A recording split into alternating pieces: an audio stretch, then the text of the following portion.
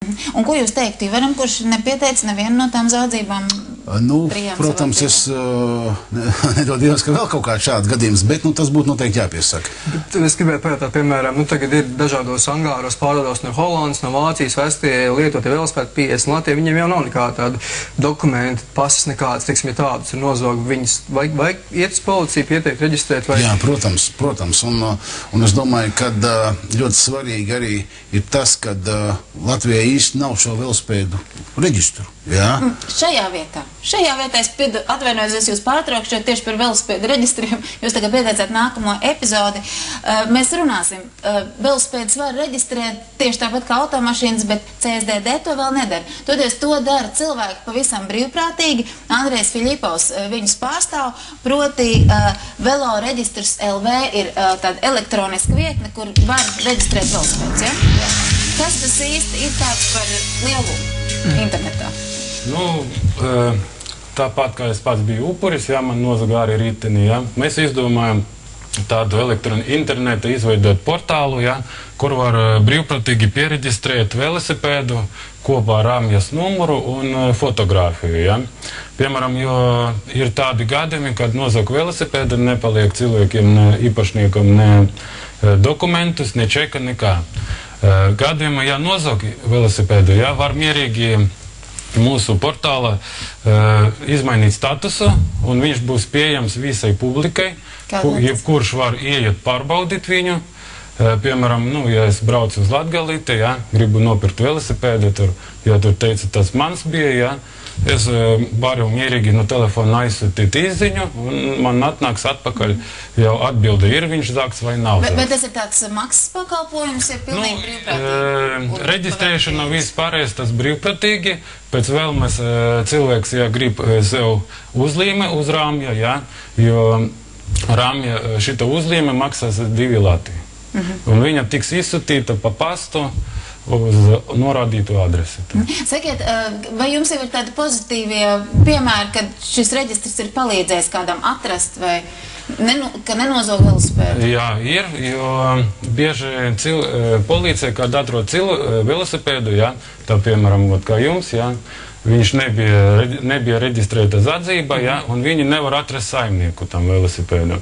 Caur mūsu datubāzi viņi var mierīgi iet un paskatīt, kurš saimnieks. Tur ir telefons, dzimšanas gads un mails. Jūs atdotu tādam īpašniekam, kurš nav pieteicis zādzību, velosipēdu, kas ir reģistrēts šeit Velo reģistrs LV? Ja šim velosipēdam nav īpašnieka, šeit, protams, ir tā ļoti interesanta situācija.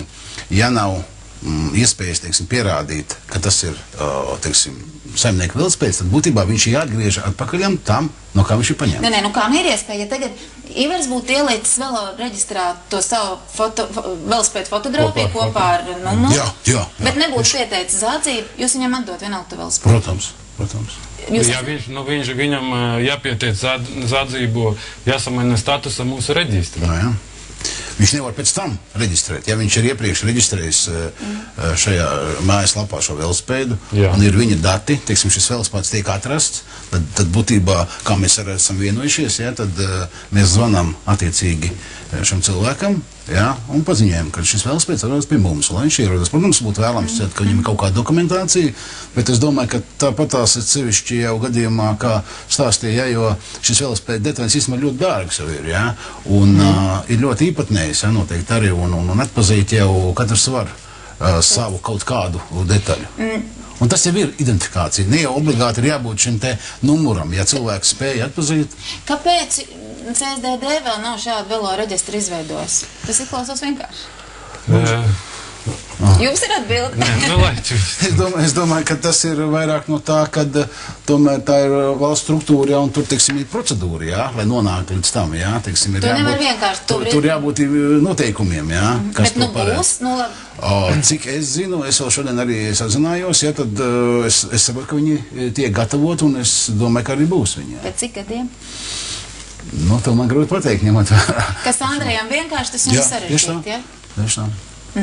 Andrej, jūs varat dalīties vēl ar kādiem padomiem, kā cilvēkiem rīkoties vēl, lai pasargātu sev no zādzībām?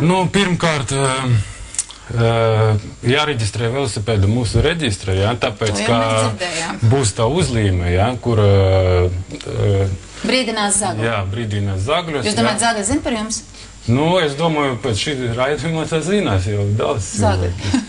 Jā, vot, novietot velosipēdu, protams, kur ir video novērošana, jā, ir tāda vieta, jā, kur, nu, labi piestiec ar ķēdi, tur kaut kur. Nē, ar UV stiprinājumu, jo ķēdes Ivars viegli pārkļauj. Nē, nu ir ķēdes un tādas. Vot, un neatstāt tur kaut kur tumsumā un uz ilgu laiku un tālu neiet. Vai jums vēl ir kas bilstams par velospēdu drošību, nosargāšanu no zagļiem? Tā varbūt tās interesanta situācija arī šajā jomā.